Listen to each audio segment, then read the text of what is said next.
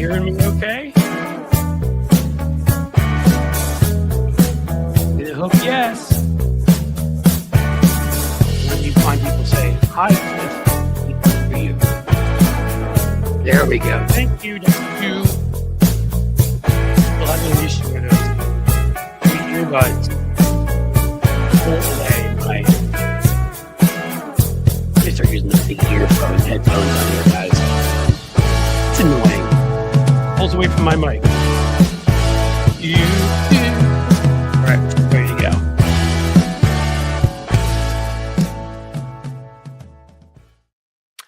Hey, how we're doing? Oh, look, it looks like we may be on the wrong camera. Am I on the wrong camera? The right camera? No, I'm on the. Yep. Where? Huh? How's it going, guys? It's always something, but you're back here with me, which is awesome. Let me make sure that the camera's all set up as it should be. Let's go to those settings. Yeah, FaceTime camera. We don't want that. What do you know? We fixed it. Oh my God. In real time, guys. Amazing. Cliff Schechter, how much could you trouble could you get in for putting a contact number after your rants? I'm not sure what you mean by trouble. I think a lot of people are going to come and yell at me. Neck? Is there something wrong with my neck? I don't know. Could that be where the microphone is? Could it be the... My God, there's always something going on here. Maybe that's this. Who knows? Is that better? Do I have a real neck now? How's it going, guys? Well, there's a lot going on out there. Elon Musk has become officially the president of the United States. I think we all know that. We've got Donald Trump yelling and screaming and, forgot his trust and acting like he's going to go and redneck Cliff. Oh my God, you guys are still doing that. All right. Now I'm messing with the microphone because of you. What is going on? Am I over here? Is my neck better? Whoa. I don't know what the whole thing is with, never being able to get this right, but it's been quite a journey, hasn't it? How's that? Better neck? Worse neck? Necrophobia? It's definitely lighting. I changed some things around here. You know what? Let's do this. Let's mess around in real time. See what we can do. Because why not? I'm giving up on everything else.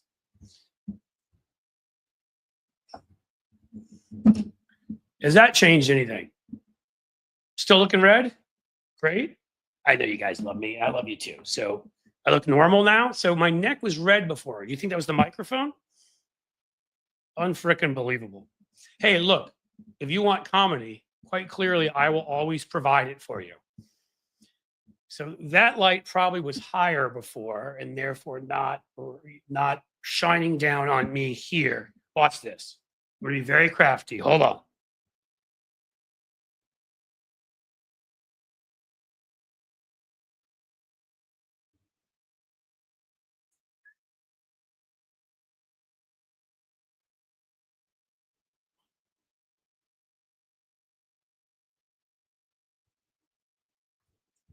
All right. What do we think now? Has anything changed? Red neck, no neck? Get a shirt over that chair. Oh, come on, man. I like that chair. It makes me a regular guy. I don't have to go buying a new chair just because a few things are falling off of it, do I? Some shadows from the mic still. It's really kind of incredible. Again, and I had somebody come in and sort of help me out with this. I don't want to mess with this too much because you may lose me. Maybe we'll do our first rant later in the program today, and we'll just spend this time with you guys telling me what I need. So I need time. I need to fix my chair. I need to fix the mic. Ooh, how about this? Good? What do you think? Are you finding black bits in other places? I actually am. But I've seen that as sort of a challenge. Like I want to, I want to do this in a way where I don't have to just go get a new chair every time, right? Okay. So we're gonna move to where I know I normally sit. We're gonna see if taking this back here, what does that do? And how do you think? We love your redneck. Damn it, I'm a redneck. Tony's the one who's supposed to be a redneck, not me. And my neck isn't even red. So like, what the hell's going on here? Go ahead and start your show. Okay, guys, sorry, just having some fun.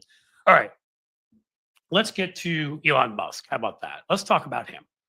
Elon Musk was never elected president of the United States, though he is. Elon Musk was never appointed to a committee that actually exists. It has a stupid name from a dog meme from like 15 years ago.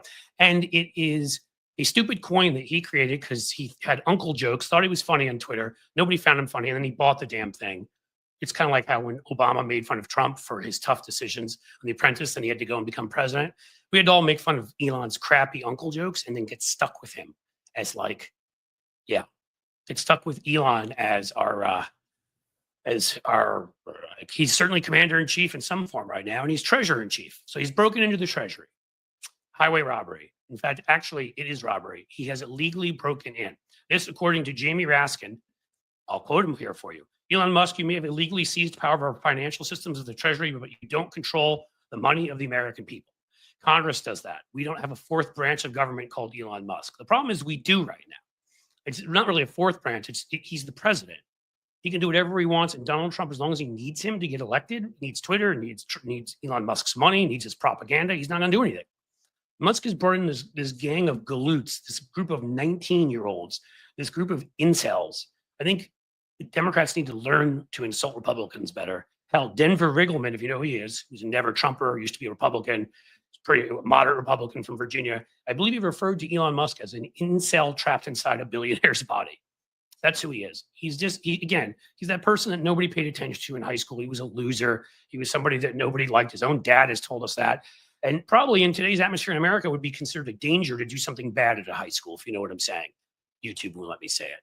So proving that he's lawless, proving he respects nothing, they went to the Treasury. Treasury officials said to them, you're not getting into that sensitive information. Elon Musk was like, Donnie, he won't let me in, and I'm going to have to spend billions against you.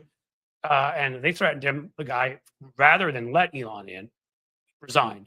And now all of the payment systems in the Treasury, they have access to. They're apparently rewriting code, dangerous as hell if you don't know what you're doing. Again, a bunch of 19-year-olds. We don't even know who they are. They haven't been vetted. Do they have Russian contacts, Chinese contacts? I don't know that it matters because we already know that Elon Musk is controlled by those two countries. Elon Musk, when Russia says take down Starlink for Ukraine, he asks them how high he should jump. China, we know he's got his gigafactory in Shanghai, and we know that he's alienated every single person here who actually would be interested in buying one of his electric vehicles. So what do you do when you have no domestic no domestic buyers anymore? You need China to step in and buy a lot of them from you. He is like worse than a monopoly. He has so many conflicts of interest. He's corrupt. He's evil. He's endorsed a Nazi party in Germany. He's saluted like a Nazi, and he has control of any payments the government's ever made to you and your information. Have you ever done anything for the government? You ever been a consultant? You ever worked with the government? Had a direct deposit? I did some stuff, ironically, in democracy promotion about 20 years ago. Went to Romania, some other countries. They should have sent me for democracy promotion, like right here to Ohio and to Alabama and to Oklahoma and to Missouri and to, God knows how many places, because apparently Romania, who canceled their election after they saw the Russians interfered, are doing a much better job of it than we are. My point is the State Department paid me some money. And because of that, he has access to my information, just like any of you who've been connected there. It's illegal. Again, was not elected. You need a Senate to confirm any agency. It never created this stupid Doge, stupid coin agency joke that he's running right now. He is a private citizen who has walked in and taken control without constitutional authority. He and his little incel friends. And they can be looking through all of your private payments, getting to your banking statements. HIPAA, it's a law. They're not allowed to look at your private medical information. Well, he is in Medicare and Medicaid, so he's looking at your private medical information. So I don't know how many laws he's broken at this point, but it's a lot. Democrats, listen to me.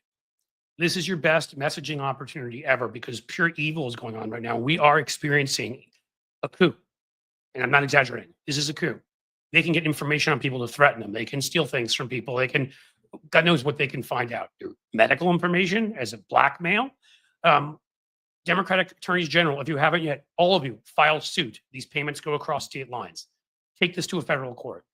Instead of hearing from Chuck Schumer saying, oh, well, Congress is going to take up legislation. Yes, take up legislation. Legislation is a way that you can get cameras in front of you and make an argument. We need spectacle, though. We need you standing outside of the Treasury and screaming for Elon to get out, members of Congress. All right. We need what we saw from Jamie Raskin, Brian Schatz already is showing what, in Congress going after Republicans, where he's has put a hold on State Department officials moving forward. Like these are the kinds of moves we need. We need Democrats to play like Republicans, but for good, not for bad. Please, you've got to do this. Or I mean, again, the amount of damage he can do in just weeks, days to our system. People's payments can disappear. People's personal information can be sold on the dark web. Again, I don't know how many of these kinds of things I need to go through for you to understand what it is that we've got going on here. But this is a coup. None of these people were vetted. We don't know. They could be filling their own accounts with our money. Sue him. The IGs who refuse to leave, they try to get rid of the IGs in every department. Treasury has one. Step up. Have a press conference. We have a divided government, and we have all of these various parts of our government to work this way for a reason. So power is diffuse. We need more agencies speaking out, more folks in government speaking out, more people resigning, but doing it with a press conference, not quietly. This is a 5-alarm fire. There will be many of them during this ridiculous, childish, clownish administration run by two of the biggest buffoons in the world. It doesn't change the fact that they are there and they are doing this. And we somehow, people we knew, stupidly elected them. So stop them now, Democrats, before it's too late, because guess who else's information they're getting their hands on? Yours, if you're a Democratic elected official. Maybe that will get you to move. That's all I've got to say about that, as Forrest Gump would say. You said to me, who said that? Law enforcement? Yeah, well, I would think local DC law enforcement, he broke into a building, right? I don't know what kind of autonomy they have, but they should have enough to do something, right? I don't know. I'm gonna.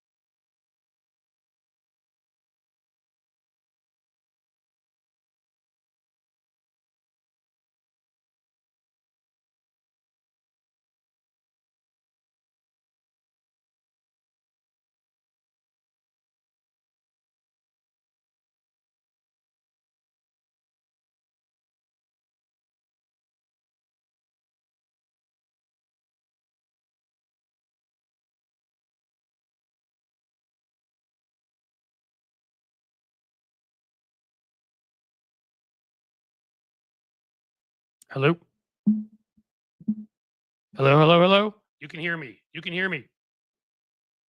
I know you can because it's telling me that you can hear me. That's what I got from moving the mic. Oh, this is driving me nuts. Okay. What if I sit up like this? No, it doesn't help. Okay. Let's talk about the important things, and we won't worry about like a little bit of a shadow on me right now and all of that. Let's worry about what Elon Musk is doing. Who in here has ideas? Because we need them now. I've given you what mine are. I'm a PR guy. I believe in the power of spectacle to attract media attention. I believe in the power, Raskin, Schatz, Chris Murphy's been incredible. AOC, they should all honestly go and stand outside the Treasury office, bring with them individuals who maybe have lost payments and don't know where they are or deserve payments, hold an event and start screaming and yelling. Okay. Maybe some of them should dress up in 1920s flapper type outfits and go show up there from before we had banking regulations. Maybe some of them should dress up as crashing Wall Street stocks. I don't care what you do. Get their attention. Okay? We have to now. Um, that guy has obviously got some agenda and it is not good. You are very much let's say being optimistic there, Lefty Grams. His agenda, he's made very clear. He's part of the bro tech oligarch freaking fascist group. Their little leader there, Peter Thiel, and JD Vance is part of that, so that's nice. Wants to live forever and probably would experiment on any of us if he could, if that's what he had to do to get there. We're mush to him. He said it. He doesn't believe in democracy because democracy and capitalism can't work together, so he chooses capitalism. Elon Musk thinks that they want the whole country run on Bitcoin. They want to destroy the dollar. So every time you see one of these things happening again, it's like the old Nixon thing, right? It used to be follow the money. Now it's follow the Bitcoin, follow the crypto. What is it they're doing and why are they doing it? What is it they want? When the stock market crashes because Trump announces a bunch of tariffs and then he goes back on the next day, do you think some of Trump's people sold the market short right before that because they knew? Again, you have to think like they do. They are the most corrupt people imaginable. We have dictators. We have the lowest form of people in running our government.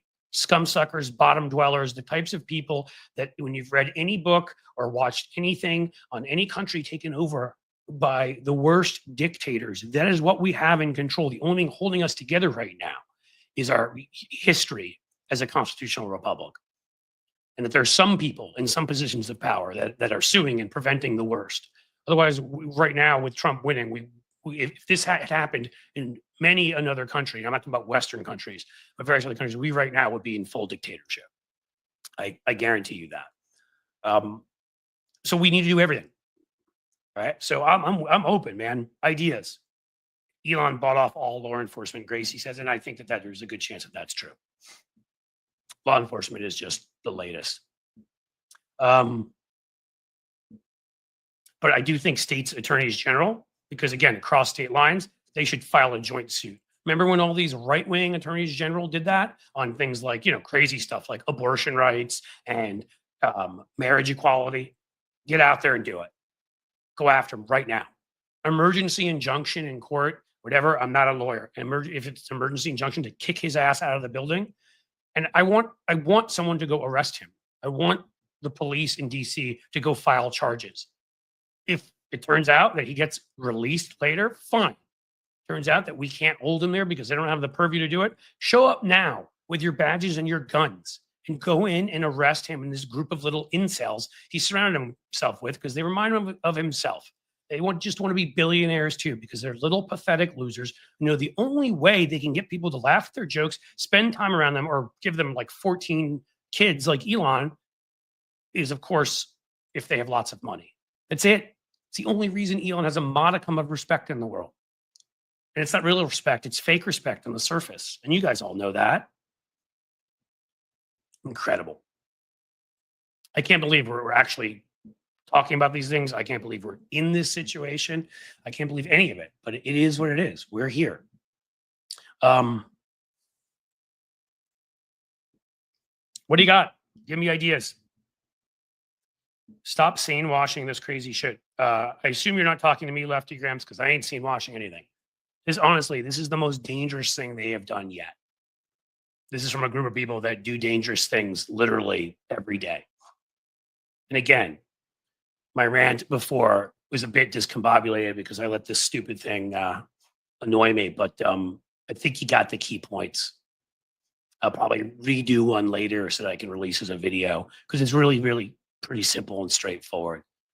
Elon Musk is unelected. Elon Musk is not technically appointed. There is no agency created by the Senate.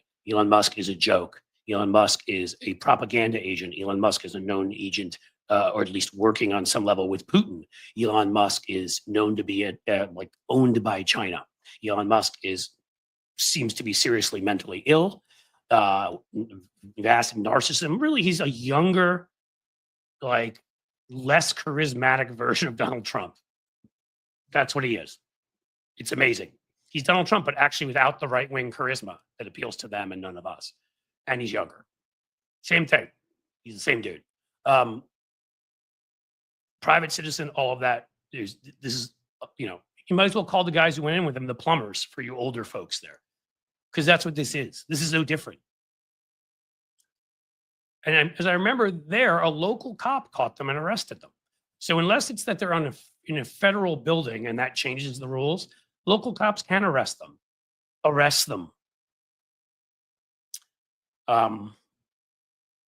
What do we got? Sheldon Hughes gave me that kind gift you gave me. Awesome. Mr. Stoner Dude, we already talked about you. Thank you. So somebody will have a free membership, and Sheldon coming through as always. I really appreciate it, my friend. I'm really actually somewhat overwrought just by this topic. I mean, there's plenty of other stuff going on out there, and when we get we've got two great guests. I should have mentioned that at the beginning too. I sort of got, guys, I'm always sort of like going back and forth between like picture okay, now we'd fix the lights, I thought, is the mic working? It's crazy, the multiple things here. And I do think, I keep saying I'm gonna get a new computer and keep not wanting to get a new computer, and probably should get a new computer, because I think that is the problem with the connectivity here. And then I think that stops being an issue, and then you can adjust all the rest. And this thing looks stupid in the camera image, but it is what it is. So I don't know. What do we do? I could try to get into Trump and the tariffs, but I'd like to do a longer talk about that. In his case, he's got I'm trying so slowly.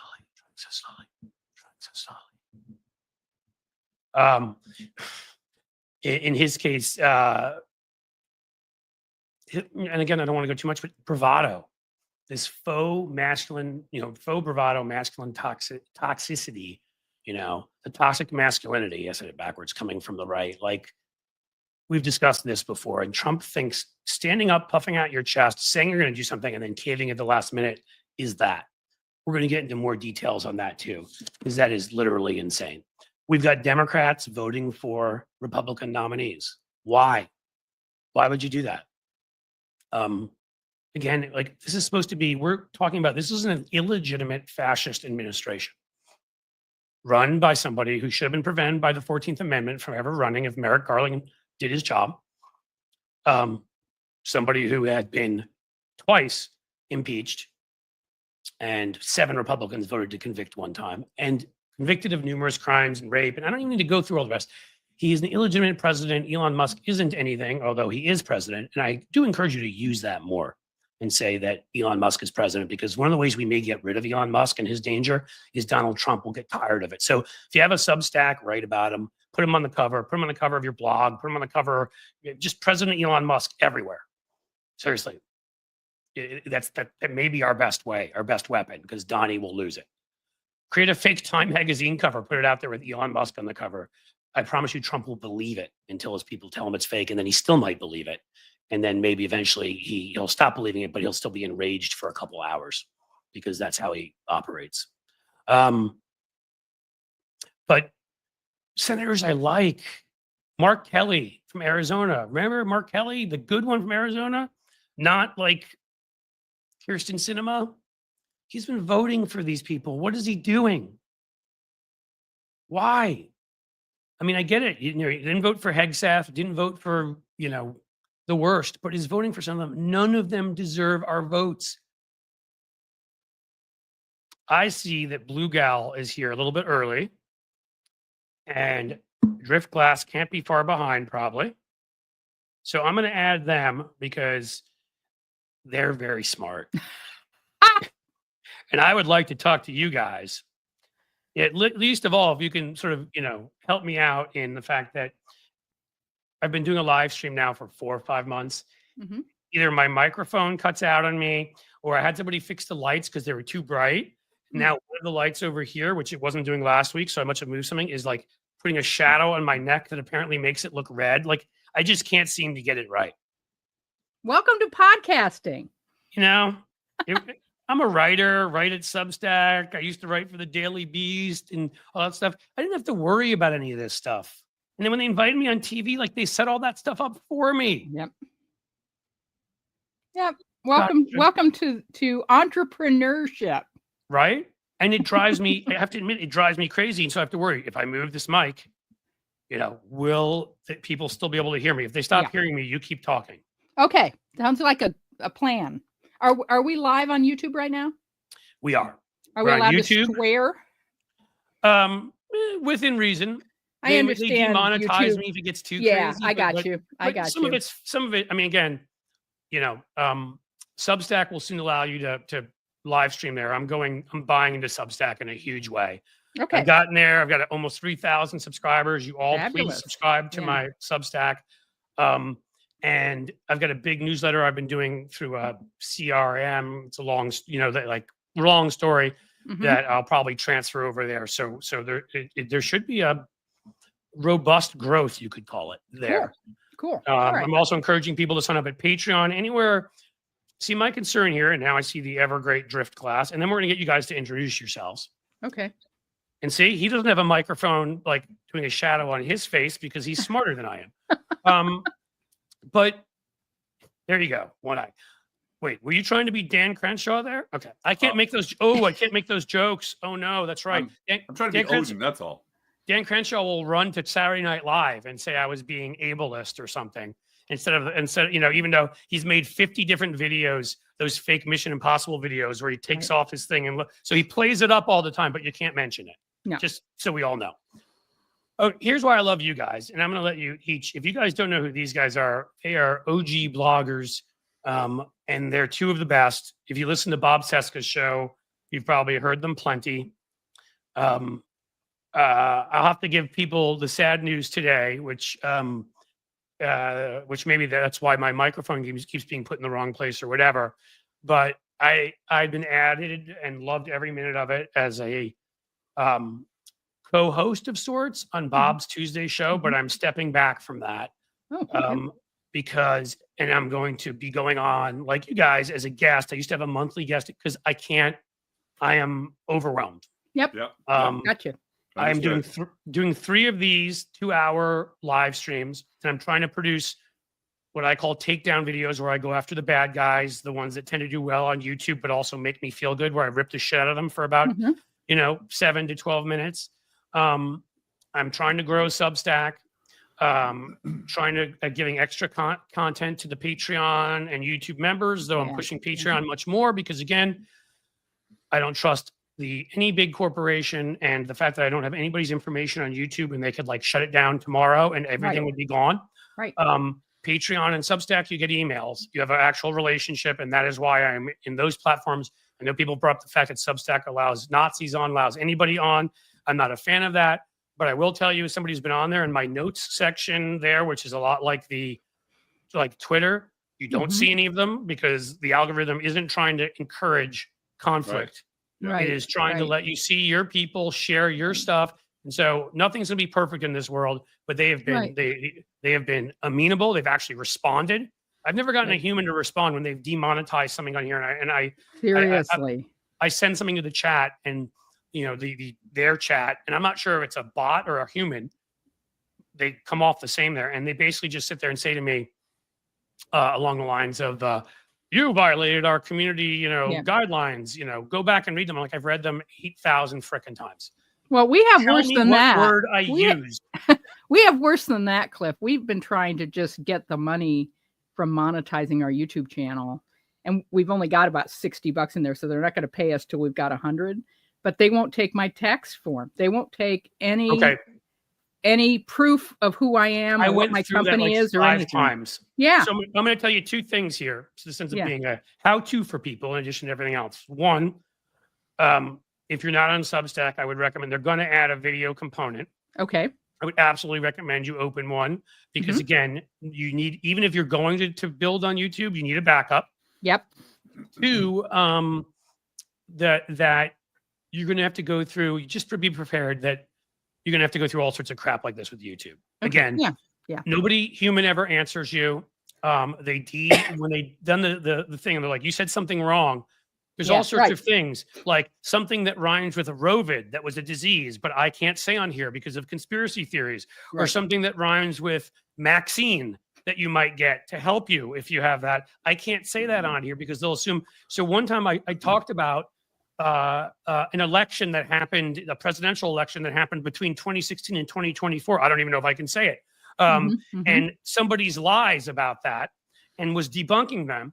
And their AI heard it as I was sharing conspiracies. And so for 5 or 6 days, my channel was down and I kept complaining. As the only time I ever got a human to respond, I'm like, I will keep sending it to you idiots. I was debunking it. And they finally, a day or two early, acting like, they're doing me a big favor, put it back up. Of course, that video was dead, had lost all momentum and all whatever, for a week, hadn't been able to put anything up. So do YouTube as, I think Hal Sparks has one of the best ideas. How diversifies. Right. And I would tell you, I'm now monetized at Twitch. I love you, my Twitch folks. I see everyone right there. And Cosmic Rose, thank you for being here. So I'm monetized there, and I'm streaming there. I will be to once I am able to. They're setting up. I will be streaming to Substack. I have to see if I can also add the stream like at the same time here as to Patreon too, or I have to do those separately. If I can do those through, I'm going to do that because I've got a Patreon, obviously. But don't put all your eggs in one basket. We've seen ABC News is 15 million. We've seen where what's his name, Owens, the one at CBS, refuses to apologize to Trump. CBS wants to give Trump $5 million for supposedly misreporting on Kamala Harris, which it didn't do, and it wouldn't owe him $5 million anyhow. No, I'm so proud of this reporter. He's now the Jim Acosta, who's going to probably end up being pushed out.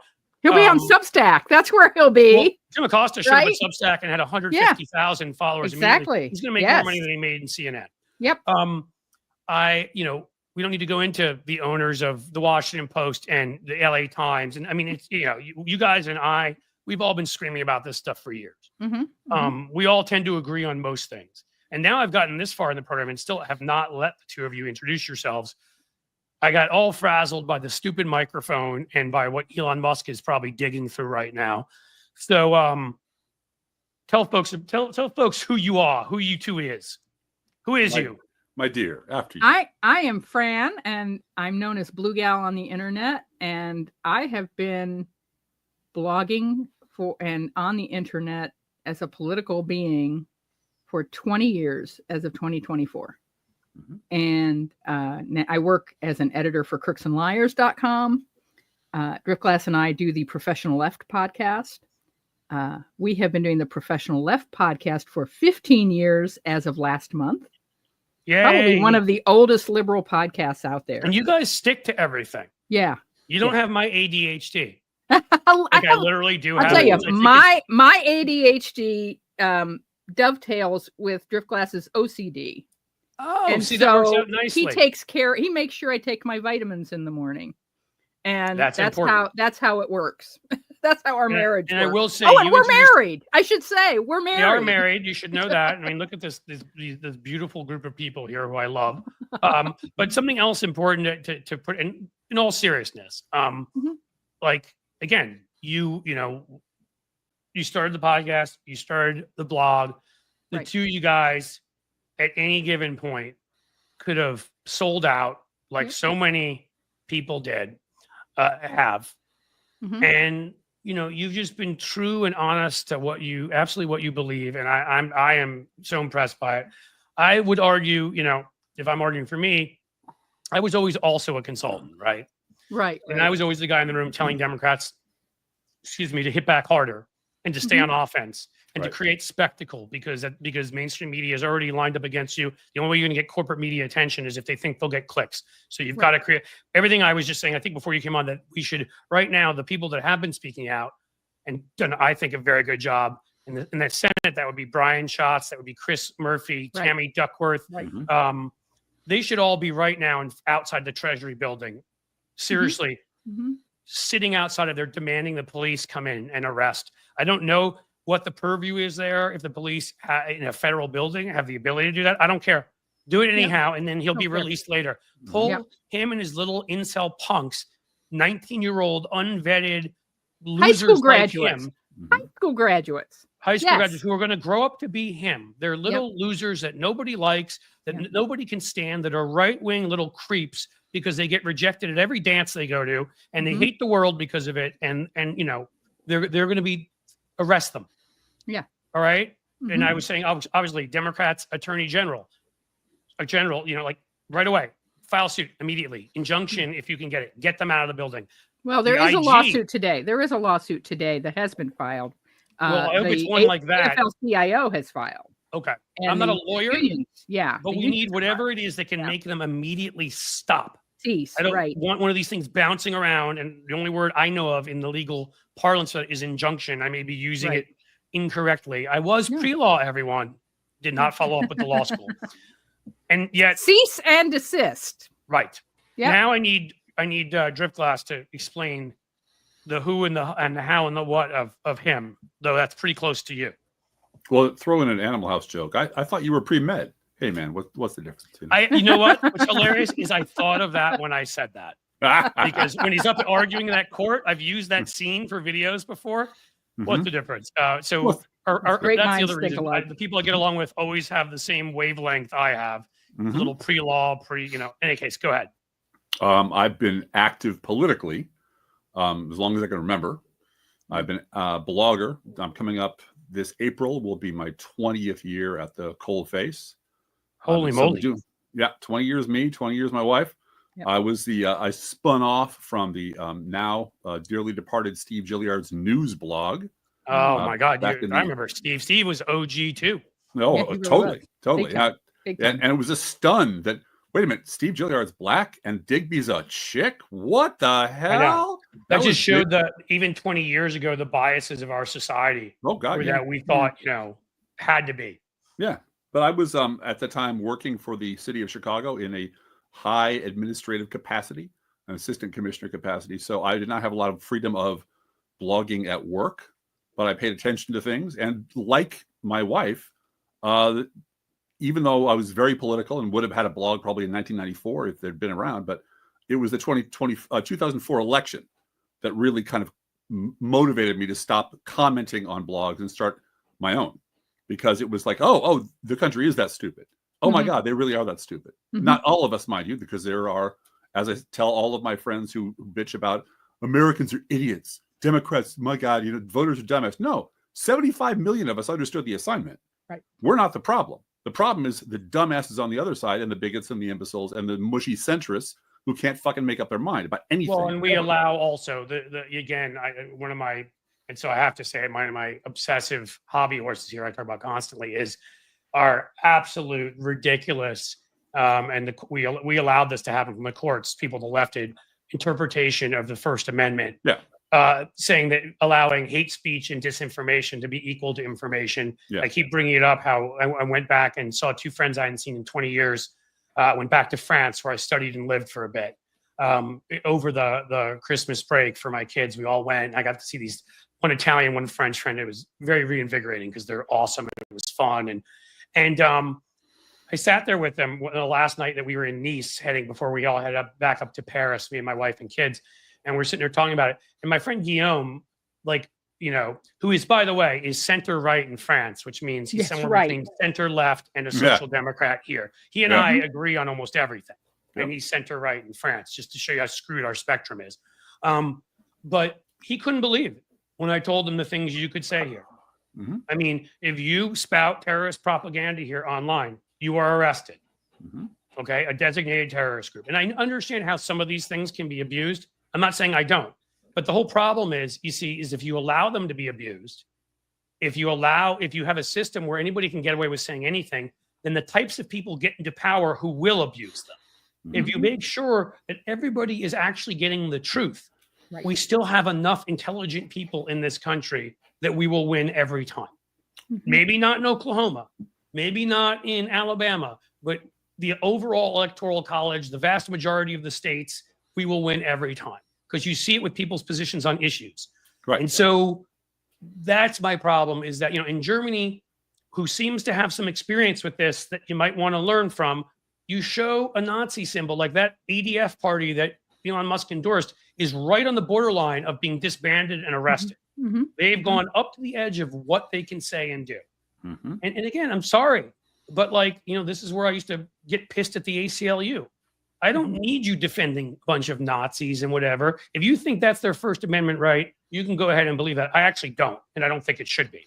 But you know what? If that's their First Amendment right, fine. But is that where you really are choosing to put your resources, with all the things out there, with all the discrimination, with all the people who are fired because they're black or a woman or gay? That's where you're choosing, and that's my problem. But I really do. I think I've looked at how they handle this stuff. They're susceptible to Russian disinformation, to oligarch disinformation, some of the same stuff as us.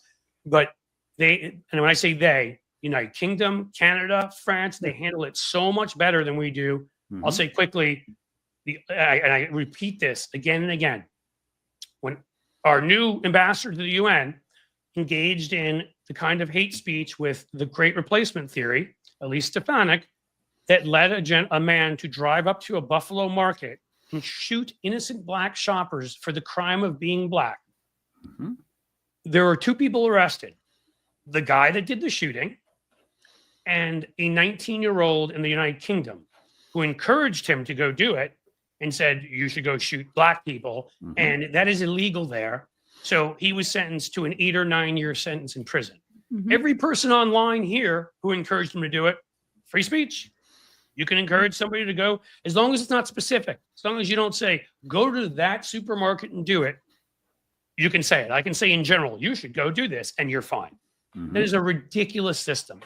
It is, in my opinion, you guys can argue with me, feel free to, but the extremes we've allowed in numerous areas, some of which we couldn't help because the Supreme Court, obviously with Citizens United and whatever, but we on the left are very responsible for pushing some of this free speech, as far as I consider extremism too.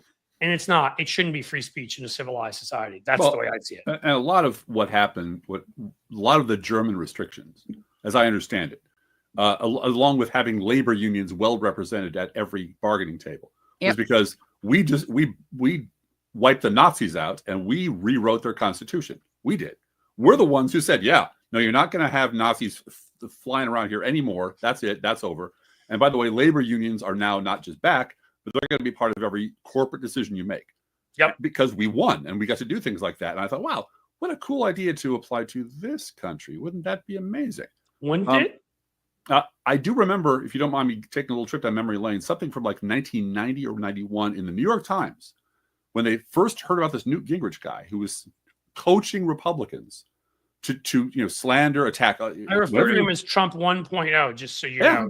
To me, he was the beginning. Whenever you're in front of a microphone, it was him and Limbaugh, like 2 halves of the same evil brain. Whenever you're in front of a microphone, demonize, attack, slander. Never miss an opportunity to lie about Democrats. And the New York Times editorial was like, well, surely this can't go on. I mean, the great and good people of the United States will not tolerate. The wiser heads will prevail. I'm like, no, they won't. Nope, not. No, New York Times, you need to stop saying other people will take this battle on. This is your fight. That's what you should be doing. Truth. Yeah, exactly. Somewhere out there, there's a cavalry full of good and great people who apparently have media corporations who will come in and save the New York Times from having to save democracy. Never happened. Washington Post, never happened. LA Times, never happened. The network television, never happened. So we were all, not us, but because we were been writing about this for 20 years. We kept waiting for them to figure out. We remember the aluminum tubes and we were seeing all this shit back then. So, I mean, we're, go ahead. They're coming for you. We kept telling them, you keep telling the middle of America that it's always both sides. So they never rise up and say, no, it's just one guy. It's that side, those scumbags. Right. And you never take the threat from the right seriously. They're going to come for you eventually. You get that, right? I mean, you've read Golem or The Sorcerer's Apprentice or Frankenstein. Maybe they haven't, and they don't seem to realize it, because it's amazing to me. Called enemies of the people. Some of them, I mean, what's her name? Who's awful? Katie, whatever her name is. I can't think of her name on is she still on MSNBC? I don't watch her. Yes, that one. Yeah. Who literally had to be escorted out of a Trump rally because people were going to kill her, and then after that kissed Trump's ass in every way she could find, because apparently that wasn't enough to convince her that we had a fascist movement rising in this country. No. Like again, it should have been, that's the whole thing, is that if you say you're going to cover things objectively, which actually I believe in, Yeah. What objectively actually believes it means, and I'll flip this on its head from what it really is to make the point. If 98.6% of the time Democrats are the ones lying and 1.4% of the time it's Republicans, then 98.6% of the time you should be reporting that Democrats are lying and 1.4% of the Republicans. That's objectivity, because that's reality, objective reality. Objectivity isn't pretending, isn't seeing, you know, oh, I don't know, pick a sport you like. Well, how about it isn't saying, well, the Kansas City Chiefs, who, by the way, I hate, I'm sorry, but if you like them, but the Kansas City Chiefs, well, okay, so the Kansas City Chiefs got more points in that game, but the Buffalo Bills scored more yards, so we're not sure who won. Yeah. That's what they're doing. Like, I've tried to do that before to show people, to apply the stupidity to every other area of our lives. You know, what they do in politics, because it's the only area where they purposely forget what they know and try to make us dumber. Yep. Every other area. I was going to say, it's not, they're not forgetting. It's, I will now write for you a David Brooks column as you sit here. It takes 3 seconds. Number one, a bunch of thugs motivated by Donald Trump, inspired by Donald Trump, stormed the Capitol. That's a bad thing. But, you know, there are speech codes on campus, and liberals are bad too. Boom, David Brooks column, done. Both sides do it. Multiply that by 20 freaking years of every week that's in the New York Times. Every week that's on Meet the Press. Every week. And you know what happens after that length of time? All of the conservative people I've ever dealt with in my life as an adult, if you push them against the wall, the last lie they'll tell you when you've debunked everything else they believe, why do you keep believing liars? I've debunked 4 lies in a row. Why do you keep believing these lying assholes who lie to you? The response is always the same. Well, you know, both sides do it. You know, it's both sides. Well, and see, and the right hacks that very thing with both corporate media and their right-wing media. Because again, what this allows, the refusal of our media to do its fucking job, what it allows is it allows them to they say to themselves, okay, we don't have to convince people that Donald Trump isn't the diaper-filled Jabberwocky that he is, because we can't do that. But all we have to do is convince them that he's not as bad as Kamala Harris. And so let's play into the racial and gender stereotypes, but not just that. You know, your son's going to go to school one day, a boy, and come home a girl, and they're eating the pets in Springfield. And, you know, like, after people say stuff like that, the fact that you could even report on anything they say seriously and not refer to that, back to that every time you report on them. Donald Trump, who says he's going to provide a healthcare plan, let's remind you, he's also the one that said that people in Springfield were eating pets. I mean, you need to give people that context. This is what they don't get every time, because it goes down the memory hole otherwise. And so in the end, they play that game. And I can't tell you how many of these sort of, and they're seeing it now because they forgot too, these business Republicans, you know, who I run into here and whatever, like, well, I don't like Trump, but lesser of two evils. I mean, first of all, you think so now? How are those tariffs doing for you? But, you know, or not that their tariffs are out there, but sure, killed the stock market for a bit. But they feel like they either end up, if they were going to vote for Kamala Harris, the right is just great at demonizing people, staying on message about a couple things they lie about. So they either will get you to vote for neither and stay home, which is a lot of those people that stayed home, I promise you, in this past election, or they get light Republicans, like lean Republican types, to say, okay, Trump is awful. We can't, you know, they can't convince them that Trump isn't, you know, a jerk, doesn't open his mouth and say obnoxious things. But, you know, Kamala Harris is worse, and she's communist. She's going to raise all my taxes. And that is what both sides allows. If the mainstream media covered it, or corporate media, which I should call them every time, covered it honestly. And that is why my recent thing has been when people are like, oh my God, you got to support them, blah, blah, blah. They're dying. And my whole response has been, and I quote it every time, James T. Kirk, Star Wars, Undiscovered Country. Star Wars 3. Oh, 4. Undiscovered Country. Star Trek, not Star Wars. Star Trek. Star Trek. Star Trek 4. Yeah. Star Trek. It's actually the 6th one, Undiscovered Country. You're right. I apologize. He's talking about the Klingons. Yeah. Let them die.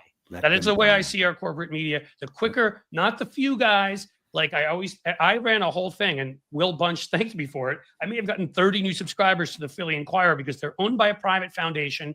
They're the only newspaper that, after the debate between Biden and Trump, didn't call on Biden to get out. They called on Trump to get out for being a serial liar. That's not corporate media. Philadelphia Inquirer should become the paper of record. And you should look around for the exceptions like that. ProPublica, you know, the Cleveland Plain Dealer, where the editor said, we are not going to do this. We will cover Biden. This is when Biden was still in the race. When he does bad things, we will tell you. But there's only one candidate in this race who won't accept what happened in 2020. See, I can't even get specific there. And there's only one candidate in this race who supported January 6th. And we are going to report it that way. You're going to know who will accept the outcome in 2024. So they too, I immediately, I'm in Cincinnati. We're supposed to be a rival or something. But I immediately, I don't subscribe to our crappy paper. I subscribe just to support them.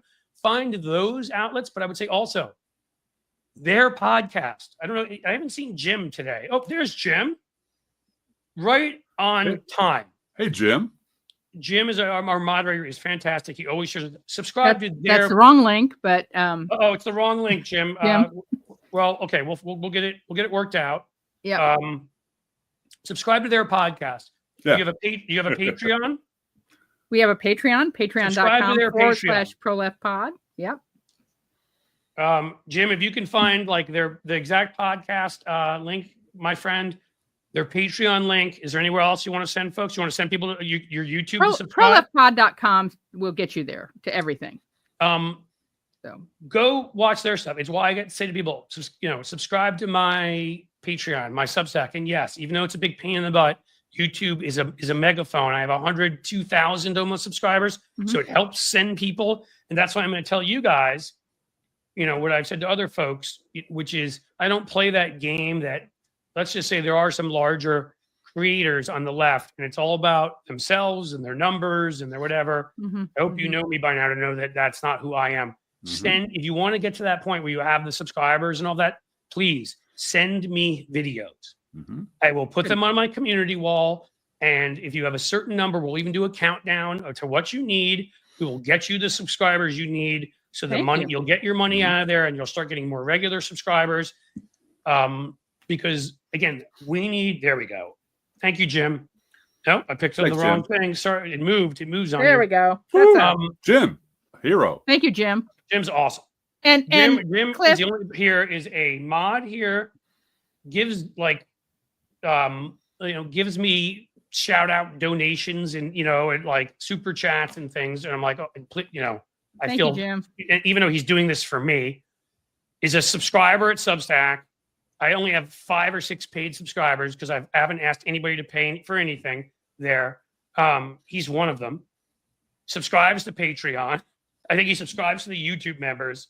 Jim is like, one day Jim gets taken out to the most expensive steak restaurant where he lives and gets to order like the Poppy Van Winkle bottle. And, I just say, look, here's a couple $1,000 at least.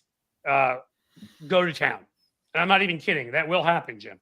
Even if I have to sell one of my kids, because then I don't just save that money. I save college tuition too. So, it's a real win-win. Can we go back to for a minute, Cliff, to the idea of the power of truth? Yes. I think that the settlement with Fox News and Dominion was much more of an earthquake than the media wants to let on. And Smartmatic has not given up.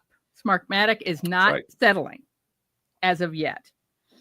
And I understand why she doesn't want to sue. But Hillary Clinton made a statement where she said they are pushing toward actual malice. And when she said that, Fox News stopped talking about her. And she's got nothing they've got nothing to lose if they're out of office. I mean, yes, they do. I'll tell you, I think Hillary Clinton does have something to lose because I think Hillary Clinton wants the history books. She really cares about that. She really cares about what happens 100 years from now and what her place in history is. And she doesn't want it to be, I sued Fox News for actual malice. Helping take down Fox News would ensure the place in history of, she has a place in history already, though. She does, of course. And she's happy with that. So that's fine. And I'm not going after her, to be clear specifically. Right. I'm a fan. I supported her strongly, wholeheartedly. What I'm saying is famous people, not famous people, they're literally with the lies they tell every day. Yep. So they go after a school and they make up some lie that they don't have, you know, they only have the Hanukkah and Yeah, Islam, right. you know, no Right. Christmas.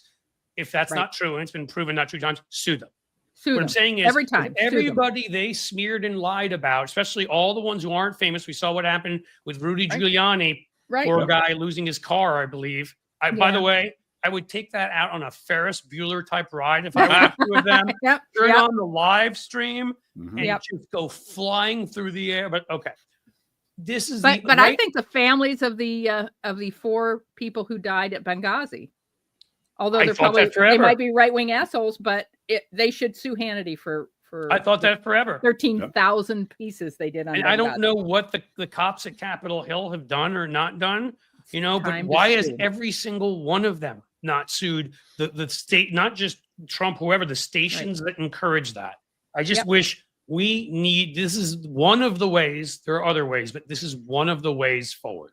Yep. All right. Yep. It is Yep. by understanding that you need, you know, I hate to quote, well, we talked about Trump, a rapist, another rapist, but it's very difficult for me. But this is a line that I always think is important to say, which is, you know, Mike Tyson said, everybody has a plan until somebody punches them in the mouth. Right. When Right. somebody had said they had a plan to fight him. Now, let me quickly say Mike Tyson's an awful, terrible individual, blah, blah, blah. I just like that line. Like, the right may have a plan, but if you start punching them in the mouth rhetorically, if you start holding these kinds of constant press conferences, if you start, you know, Shareholder value. if You you have have them to on the defense- affect shareholder value. yes, go after that, because it used to be that companies were responsible for their communities. They're their not. They workers. don't give a shit anymore. No. Pardon my language. They don't But you care. need to do all of these things. Yep. Legal Yep. strategy is one of them. Constant lawsuits, but also constantly putting them on the defensive, constantly smacking them around. I mean, people can say what they want about Kamala Harris. She mocked Trump, her campaign. She went after him. I think they did most things right. We have to look at the fact that there probably was some racism and sexism involved. Absolutely. There was Elon Musk cheating with literally, as we know, turning the Twitter algorithm to be 1,000,000,000% in favor. She was up against, it showed all Trump stuff. She was up against mainstream media. She was a black woman, all these things. And she came the closest out of any incumbent party in the West. She only lost by 1.4%. Right. So she was doing it right. I'm not going to change that. I hate people who change their analyses based on whether you win by 0.01% or lose. Seriously. Yeah. She was doing it right. And that's how every Democrat should do it. Be in their faces constantly. Mock them in any press release you put out. Mock the things about them that you know make them insecure. Be aggressive. Get in their faces. Create spectacle. Create viral moments. Use Twitter. Use TikTok. Use everything. Like, these are all the things that we all, not Twitter necessarily, because it sucks and Elon won't show it. He'll just bury it. But at this point, TikTok, YouTube, whatever, like, there's so many tools out there, and the smart, this next generation of Democrats that now is largely taken over the House. They get it. We've got a whole crop of folks that I love showing, from Ted Lieu to Eric Swalwell. Stacey Plaskett, who doesn't even get a vote because she's from the Virgin Islands, because apparently Manifest Destiny is still cool to have territories that don't actually get to vote. Right. Another one of those things, about being aggressive and going beyond. Whenever I hear people saying DC and Puerto Rico, I'm like, no. DC, Puerto Rico, Northern Marianas, Guam, and U.S. Virgin Islands. And if you think that Northern Marianas, Guam, and U.S. Virgin Islands don't have enough people, fine. Combine them into one entity for their Senate vote, and they should get 2 Senate seats, because everybody should have a Senate vote. And call them West Dakota. So exactly. West Dakota. My man. You just call him West Dakota and see. Oh, by the way, I want to throw in a plug, as long as you're listing heroes in the House. Jasmine Crockett. Yep. I would have gotten to her. Okay. She's one of my favorites too. Yeah. I mean, Dan Goldman. I don't want to go on forever, but we've got about 20 to 25 of them now. I read something from Raskin before, ripping into to Musk and all of that. We do have a bunch of them. And they've been effective, and they're moving towards leadership. And albeit, aside from that one stupid tweet that Hakeem Jeffries sent out about God on the throne and whatever, that frustrated us all. Mm-hmm. What he did since then is, it's now come out and been reported, he is behind the effort in New York to move the Stefanik election back, because we're finally playing like them to keep that seat open. In fact, Hochul was going to move it back to June when there's the primary elections. He's like, no, move it to November. Well, and you know who lit a fire under those Democratic senators is Democratic governors. Yep. Democratic governors, our governor, our billionaire governor, and his pals calling the Senate saying, "Get off your asses. We're taking a lot of shit for stuff we didn't have anything to do with. You got to go on the offensive." So you guys are in Chicago, right? We're in Springfield, which is Okay. Yeah. Right. State My bad. capital. But Pritzker has been one of the best. Yeah. And Yep. again, Absolutely. it's why I point out and go after the billionaire class all the damn time. And they are the evil. Monopolies are the evil. But I always make sure to point out, just like I do with corporate media, Right. like when Catherine Rampel the other day said to Scott Jennings, "Oh, you think that wasn't a Nazi salute? Then do it. Do it." And Right. kept challenging him until he like wet himself and almost ran off the set. There are always exceptions. Mark Cuban, is an exception, and Pritzker is an exception. And we should always make sure that even when we go after, because there is a billionaire oligarch class that controls Trump, they are evil and they don't believe in democracy. Nope. And again, as I said before you guys came on, they've said it. I mean, Yeah. Peter Thiel Thiel, or however you say his stupid fucking name, it was asked quite openly, about capitalism and democracy, and said we can't have a democracy because it doesn't work with capitalism, and capitalism is the priority. I wanted to be like, hey, have you ever heard of the social democratic Western European countries? They're doing it pretty well. Yeah. So maybe just because you're a weirdo, self-hating freak who wants to live forever, like you're some James Bond villain cartoon, don't drag the rest of us into your democracy and capitalism don't work. Between the 30s and 80s, as I like to point out, while still we hadn't gotten there socially. So let's be honest about it. This was white men when it came to and straight white men and straight white Christian men. But we had an economic order in this country where we had anywhere between a 70-something and 91% top tax rate, where we built infrastructure, we had great projects, where where corporate CEOs didn't make more than about 10 or 12 times what their workers made, Right. That kind of thing. And Reagan, And we did that through the tax structure. correct. That was able to be done. That's how we did it. Tax We structure, forced- but I also would add the regulatory structure. And the regulatory. Regulated. We forced came in companies and to made regulation invest a in their dirty word. own products. Yeah.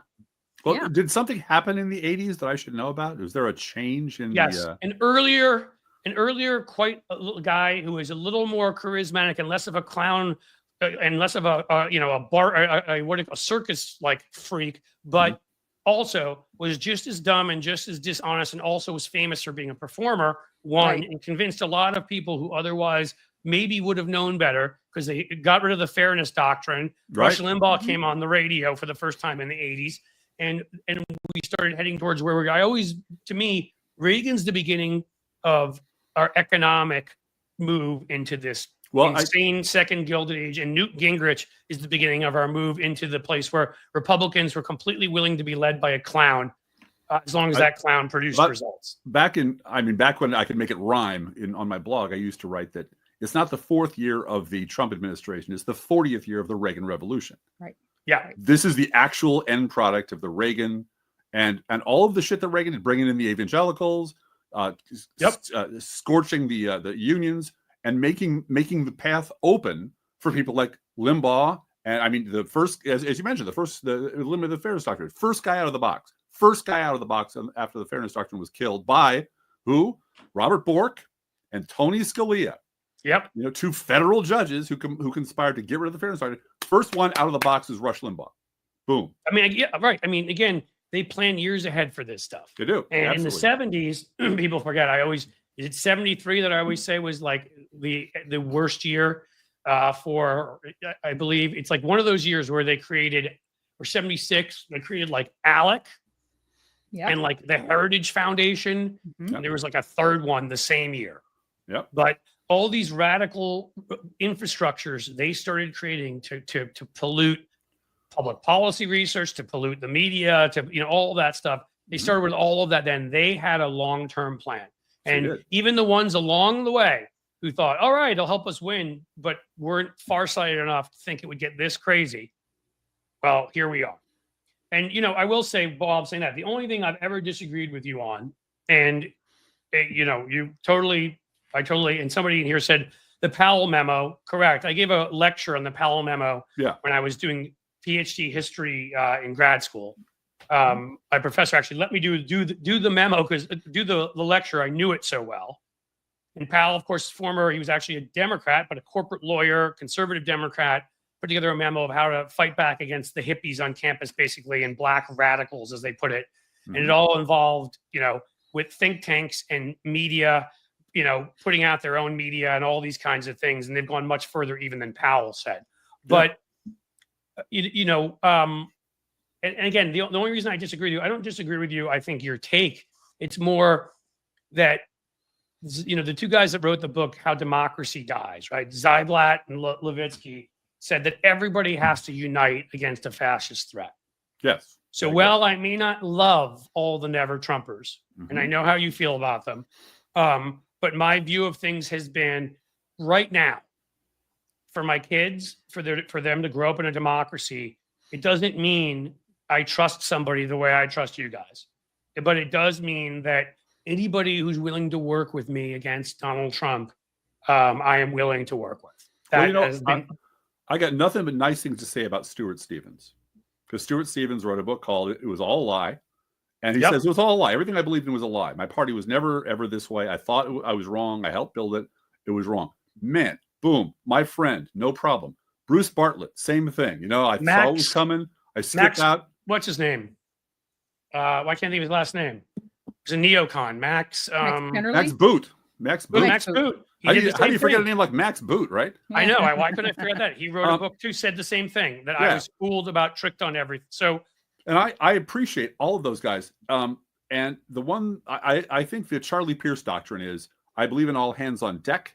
I don't believe in all hands on the tiller.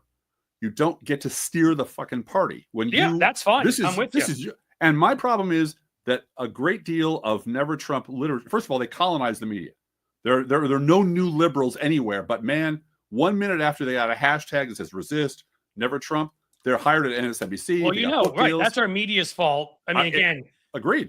Because of course they love a Republican turning on Republicans. It's irresistible. But I do listen to the never Trump stuff. Some of it's very good, but goddamn, if the first third of every podcast is in throat clearing about what idiots Democrats are, what losers liberals are. David Frum wrote this goddamn thing yesterday. I wrote about, you have to abandon this progressive nonsense and go to the center. You got to have a center.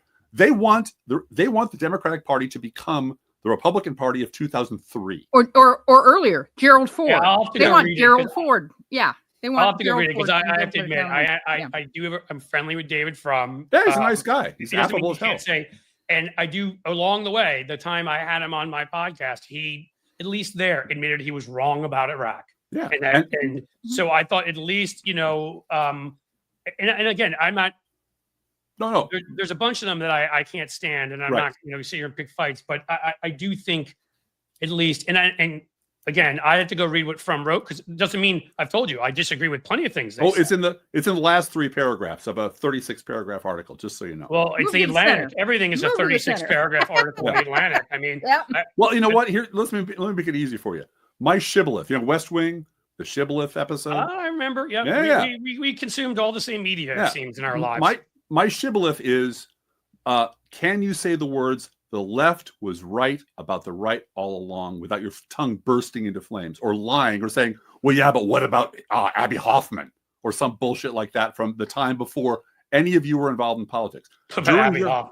During your entire adult life, the Republican Party has been this way and going this direction. Can you form the words with your mouth? The left was right about the right all along, without getting a Tom Nichols, his panties in a bunch about, well, your party was not so great either. And like, okay, we're doing both sides. I don't know, Tom. Go ahead, finish your point. I'm sorry. No, but it is that it is a reflex, because it's like, I don't want to take responsibility for this. This wasn't my doing. I lived in Massachusetts. I didn't know anything about party. I'm like, okay, all right, fair. That's fair. If you don't know anything about politics or what your party's been doing for the last 40 years or what liberals think, why are you being paid for your political opinions? That's a good point. You probably should be able to see beyond no, I mean, Tom to me seems like a bit of a curmudgeonly. He's a curmudgeon. Yeah, and that's his shtick. And that's cool. And so I don't know him. I'll be frank here about, I've talked to Max Boot before. He came on my podcast. I talked to David Frum. I've talked to Rick Wilson, bit of a showman, this and that and the other thing, though, and again, I think Rick sometimes, I don't agree with everything Rick says by a long shot. I do think sometimes, though, how do I say this? There are people like me And you guys, and Bob Seska, Right. and Tony Michaels, if you know Tony, who's helped me start this show, and you guys should get to know him because he's awesome. Okay. And some other folks who have always believed in the doctrine of lay waste to them. Right. I mean, the first time anybody ever knew who I was, the Cleta Mitchell clip will never stop going around and me yelling at her. And I'm proud of it because she's been like a Forrest Gump of every illegal right-wing movement. She was on the NRA board when they're taking Russia money. She worked for Trump's groups to try to, do what they did in 2020. But the only thing I appreciate about Rick sometimes and some of them is that so many Democrats just still will not say what they need to say. Right. And at least we need somebody going after Trump, mocking him, knowing that politics is psychological warfare. And someone will be, well, we're above making diaper jokes. Well, don't be. Because if it gets in his head and it means that he's spending half a day pissed off about somebody made a joke about his diaper, then he's not causing damage. Okay. So politics, and maybe he gets up and says something stupid. Politics is always psychological warfare. It's always about winning. It's always about being aggressive, being on offense. If you're on defense, you're losing. If you're explaining, you're losing. And there's been Democrats too many times.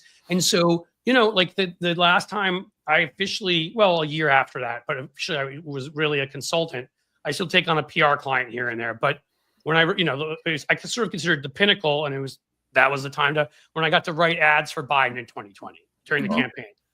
Well, they used a few of mine, and I always went, if they were comfortable with like a 7 out of 10, I went to a 47 out of 10, and they would cut a lot of it out and whatever. But I think it wasn't just me. My partner at the time, Greg Pinello, was a great ad writer. Other people, we got them to be more aggressive.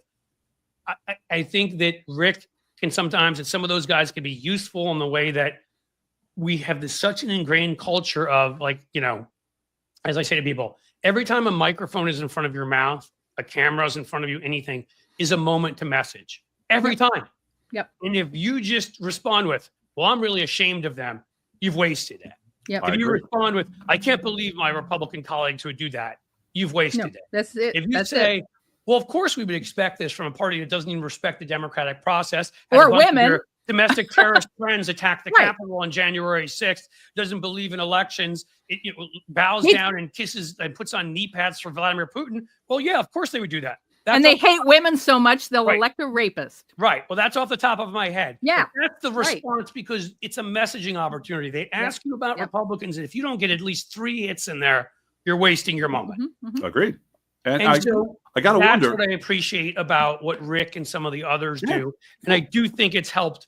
But again, it seems like we actually do agree more than I thought we do. We do. My only difficulty is this, that you're really good at messaging. My wife and I are really good at the kind of attack. We're good writers. We're good at attack people. You guys are exceptional writers. And here's the thing. There's a cohort of people called OG bloggers who have been taking the Republican Party to task for 20 years. When Trump shows up, none of us got the call from MSNBC. You're right. You know who got the call from MSNBC? People they knew already who were Republicans. You're right. And so suddenly, all the seats that should have been filled with Digby and with Bob Seska and with you and et cetera, are suddenly being filled with Mona Sharon and Jennifer Rubin. And look at that. Joe Scarborough now has 4 hours in the morning. Like, I get it. I've been having fun making videos about him, I'll admit. But I mean, anybody who fell for Joe Scarborough's fake act that he ever, I'm sorry, like, again, I don't think I'm some kind of genius. So I don't know how I see things sometimes, and that other people, I guess they don't want to see it. Well, because absolutely. Bingo. They don't want to see it because they don't care about news. Right. They don't care about news. They care about shareholder value. Bingo. Yep. You saw them like fluffing Trump in 2015, him and Mika. Yeah. They got mad at Trump because Trump insulted them. Because Trump, if you don't 100% back him, as we know, as every other Republican has experienced, even his little puppy dog, Lindsey Graham, he'll rip you to the media. Well, Joe has the same kind of ego and narcissism that Trump has. So he can't accept that. It was never about policy or fascism. He pretended and hid behind that. He has scrubbed the internet. Right. Of all of his relationship with Trump. Yeah. It was about he was a member at Mar-a-Lago apparently in 2014. Right. He had his kids there at Christmas, and all those articles about him taking his kids to Mar-a-Lago at Christmas are scrubbed from the internet. I didn't even know that. So that shows they successfully were able to get rid of that, even that I didn't even know that. Yep, But I knew, Yep. I knew their relationship. I knew what an ass kisser Scarborough was when it came to Trump. So I knew when he was mad at him. And if you watch his personality, I'm sorry, I've said this so many times, it is the most uncomfortable thing to watch Mika next to him, looking down like he's about to slap her. Yeah, right. I don't know what goes on behind closed doors, and I'll say allegedly 8,000 times, so Scarborough doesn't try to find some excuse to whatever. I don't know anything, and I'm not saying anything. What I'm saying is what it looks like. Right. That to me looks the way Brett Kavanaugh's wife looked during the confirmation. I'm sorry, when you see a spouse kind of lean away and look down, is not good body language. At the very least, let's put it this way. At the very least, he may have never touched her, and hurt her in whatever in his life, but he at the very least verbally, when they're not there, abuses the crap out of her, screams, yells, does whatever. So I never understood, even from the beginning, like, who finds this comfortable? I'm sitting here on the I don't watch any cable TV because I think it's all garbage. So we should start with that. But if I were going to watch any, every once in a while, Lawrence O'Donnell, because I think he's terrific at what he does. Yeah. But again, that's every once in a while when I know something's coming up I want to see. My schedule is cleared of that crap. When I go home at night, I'm either doing this job, or I'm watching The Walking Dead with my older son, or I'm watching a European soccer game with my younger son. I don't need to watch people tell me what I already know on cable TV. 100%. But when it comes to the Scarborough stuff, that always made me uncomfortable. And then again, I knew who he was. I knew what his personality was. I don't have a degree in psychology. Look at people and listen to them. Listen to the fact that he can't bear to be criticized. He can never say the simple thing, I'm sorry, I was wrong. I was wrong, yes. Or if you want entertainment value, pure entertainment value. Right. Early in the Trump nomination process in 2016, him and Bill Kristol having a slap fight on the air over who was to blame for it. Oh, it was your people. Oh, like you never endorsed it. It was like an old married couple who found each other's cheating on the other. And now they're like screaming at each other over who's to blame for this shit. And I'm like, dude, you both are. You both made this monster. Yeah. And by the way, who the hell hired Hugh Hewitt for a weekend host? Right. Who the hell decided Greta Van Susteren is what we needed? Yep. Who the hell gave Michael Steele a fucking job? I'm sorry, but who at their parent company thought, hey, there's no such thing as Black Santa was a good idea for a morning show host to pay $60-something million to go away so she can now turn into the ghoul that she always was. So all the stuff you hate about talking about, of course, all the stuff you and I hate about cable television are all corporate decisions being made for business reasons. Just like my wife says, shareholder value. All the people who are excluded from the spotlight and all the people who are included are part of the show. And there's a specific show going on. And I just to loop this all back to where we started, 2004. In 2004, 5, and 6, it was very clear who was right about everything and who was wrong about everything.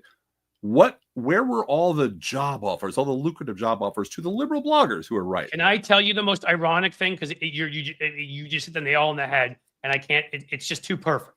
Please. When you say 2004, 2005, and 2006, in my life, I've gotten paid here and there by BBC. Some of those, where they were like, "Hey, come on, we'll give you $50 or something." I mean, it's nothing, right? Right. Some of the foreign channels. And I did get screen tested at one point at CNN, along with, it was a hilarious group now when you think about it. Rachel Maddow was one of them. She ended up doing okay for herself. One of the other people they screen tested, I'm not lying to you, it was about 6 or 8 of us. And then the guy who was going to run the show went to Fox, and it never happened. But Roland Martin was being screen tested. He was going to lead the show. So I like Roland. He would have been good. Yeah. But one of the panelists, literally the one who would have been right next to me, was Kellyanne Conway. I swear, I shite you not. No. So that was around that time. And then they decided not to do it. So I never got an offer from them. And here you go. Here's your laugh in 2004. I, in my life, have been hired and paid well by one news organization, video news organization, or TV, to go on and argue and debate politics. And that one is a place called the Sinclair Broadcast. Yeah. And I was living in DC. Their headquarters is Baltimore. I know how nefarious they are. I live in Cincinnati now. They have a station here. I knew how nefarious they were then. But I will say, you know me. I mean, you guys know me. I would not have gone on to be a patsy. Right. I went on because they thought it was good TV. Because I go on against another person, somebody quite infamous, Armstrong Williams, is being paid off by the Bush administration. Oh my Strong God. arm Williams. Yeah. Yeah, exactly. Who the last thing that I remember he did, I think he ran Ben Carson's presidential campaign. Yep, That went yep. well. Wow. I mean, that guy had a hand in every grifty pot you could. Well, of course. me up there versus Armstrong Williams. And I used to take pride in it because I'm like, I'm going to take him on, and the host is going to be right wing. And I'm sorry, I don't mean to sound arrogant, folks, but I'm like, No, I'm going to beat both their asses. Yeah. And so I used to take it as a challenge, and they didn't stop me. If they'd edited my stuff and made me look dumb, I wouldn't have done it. But they let me go because they thought this gets better ratings. Good TV. Yeah. And so I went and I made liberal arguments to people in conservative Midwest and southern parts of the country and whatever. And they didn't pay me nothing like they paid Armstrong, I'm sure, but they paid me well. Mhm. And that should tell you everything you need to know. Right. That the only place that ever paid me to be on television was the presidential election of 2004, Kerry versus Bush. And Wow. and so when we moved out to Cincinnati, by the time we came out this way, whatever it was, 2009, 10, whenever. Yeah. Long time ago. Well, a long time ago, no, but by then, because when you guys used to see me on all those shows, was about 2003 through 2010. By then, I just given up. I didn't care that Zoom didn't exist. They weren't going to pay the money. They did every once in a while when I'd write a viral column for the Guardian, or then after that I had a syndicated one for a bit, and then the Daily Beast. If it was important enough and it went big enough, they'd pay whatever they had to pay to get the PBS studio here to have me on, the satellite to have me on from Cincinnati. It probably happened from about 2010 through today a half dozen times. I've been on probably MSNBC maybe 4 times, CNN maybe once, Fox once. I mean, I wouldn't even bother with Fox for the most part anymore anyhow. But point being, that was it. I came to the conclusion, like, it doesn't matter how much talent I have. It doesn't matter if I've got a following. It doesn't matter. They're never going to have me on as a regular. So that's right. If my wife and I want to raise our kids near family and in a smaller city and, and all of that stuff, now is the time. And back then, I will admit, if I had been looking at an Ohio losing by 13 points, I don't know that I would have moved here. I was looking at a Obama who had just won in Ohio. Right. Sherrod Brown who had just won in Ohio. It was a different state. I'm like, okay, I'm going to a swing state. Maybe I can play a role, bring some experience, help. Yeah. Because the other role I got that paid me was an local ABC station here. Or no, I'm sorry, in Columbus, that would pay me to go on after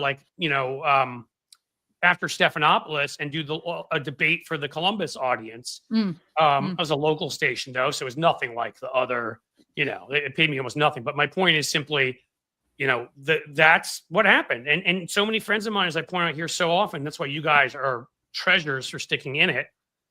I mean, I've got friends who are corporate media people and have had amazing careers. It's not the career they wanted. Right. They wanted to be left communicators on the left. Right. If you weren't willing to risk it, if you weren't an entrepreneurial sort like me, or if you didn't come from at least a middle-class family so that you had college, I didn't have a silver spoon in my mouth, but I also did not, trust me, how much I appreciate what I had. I knew that if I got in trouble, my parents would always have health care for me. There'd always be a roof over my head at my parents' place in New York. I knew that, they paid for my college. Yeah. So I look at that as I came out ahead because of all of that. And so I could take a few risks in a way they couldn't. Some friends of mine who just were in debt could not.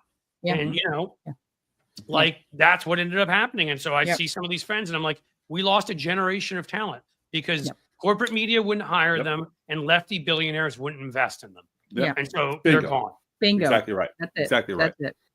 And I'm just thinking of all the people that all the people that do what we do. Just if we had a liberal media that would just take care of the administrative side of things, just take care of what Jim. Not that I love Jim. Jim, I don't even know your face, but you're obviously a hell of a guy. But all of those things that we don't want to do because I'm not a sound editor. I'm not. Like me screwing up the lights and the microphone every other week. I mean, I had a guy come here and help fix the lights. Everybody last week was like, it's awesome. and I have to turn them off, and something may move a little bit at night, and the mic may get moved a little bit, and suddenly like there's a shadow on me. Yep. You know what I mean? Well, and if I had a producer or somebody who could be in here when I did these to make sure everything was all set up every time, I mean, you know how much we love House Sparks, but the funniest thing about House Sparks is every other show is okay. You got to give me 15 minutes because I got a cable problem, and it's pluggy plug because he's a one-man Twitch band. isn't up, or Twitch is down, or YouTube is down, or they can't hear me, or with my microphone. Usually it's not the light. Usually for 3 minutes, the mic gets messed up. It switches between the mic. I usually like to have my earbuds in, but it was switching from the mic to the earbuds and going back and forth on this stupid computer. And I even had a guy jump in and say, "Hey Cliff, start taking this seriously." Like not these folks, but like somebody in a chat after one of these is over. Start taking this seriously. Stop running around with the hair on fire. To get views. And I'm like, I don't know what you're talking about. I've never done that. Yeah. Whenever I do anything that you would call, hair on fire, like what's going on with Musk right now, it's hair on fire. Otherwise, I try to give positive stories. I was telling people last week about in Iowa, in that seat where, you've got Lieutenant Governor used to be, who won in Iowa, a Republican. He won that state Senate seat by 21 points. Donald Trump won it by 22. We're starting to have the Trump effect again, where if he's not on the ticket, we just won it by 2 points, a 23 point. Like, I try to tell the positives. I try to do all that. So that guy's criticism. And again, I find it cathartic to admit I've screwed up and say I'm sorry. It always reminds me that I will never get the kind of swelled head of the people we're talking about. I screw plenty of things up in life. Trust me. And if there are things outside of this, if my car were just, as a guy that didn't drive regularly, a New York City boy till I was 35, the slightest thing goes wrong with my car, I'm like, and to my wife, she fixes it. All right. Not me. So don't think I'm some masculine, whatever. I don't know what the hell I'm doing. But you're right with all of that kind of stuff. How else to put up with that? I have to put up, with this. Oh, I was to say, so this guy's like, go get your sound figured out, and I'm like, I actually think I have it figured out. It switches back and forth. And also sometimes the USB slot is messed up. So I have to mess around with it because I've had this computer for 4 years. I'm sorry. I'm not rich like you. Would you like to pay for a new? I'm trying right now I'm putting money together because I want to buy like a top notch. I want to have a laptop. I don't even have a desktop. It's this. And I want to buy a $2,000 computer. Sorry that I don't just have some big donate one. Somewhere. Yes. Right. I mean, I'm doing the best that I can. And I hope, and luckily a lot of people here in the comments are amazing and let me know they appreciate it. Well, this is punk. This is punk. This is garage rock. This is do it yourself, figure it out, and which is awesome because you get to say what you want, you get to run long, you get to make mistakes. My recording space is my closet, which is 4 feet away. I open the door, my clothes are in there, I stick my desk in there. Oh, I have a sound room, but it's a borrowed microphone, a donated laptop, and my beautiful wife who does all the sound editing. If there were just, I don't want a billionaire dictating what I would talk about. It would be enormously helpful if there were a central repository of talent paid for by somebody who would take care of those things so we could do the stuff that we want to do, the stuff that we actually bring value to, that we do it. Listen, I like these two. I'm not going to put up there. I don't want to embarrass anybody. I've got the, why does Cliff have guests? Why does whatever? Yes, I have a big mouth. Yes, I am a talker. Yes, I work hard and not try. Here, you'll see me apologize. Actually, I do that. I am sorry. I don't try to interrupt people. It is a bad habit. I work on it. I try not to do it. And yet, I will never be somebody who's an interview. Like, I'm not an interviewer in that I ask a question and then other people answer. It is a two-way conversation. Is the way I want to do it. That doesn't take away from I interrupt too much. I work on it. It is a struggle. And that's on me. Guess what? I just admitted a fault. Anytime Joe Scarborough wants to do that, he can join me. But now you guys go ahead. I've been talking too much.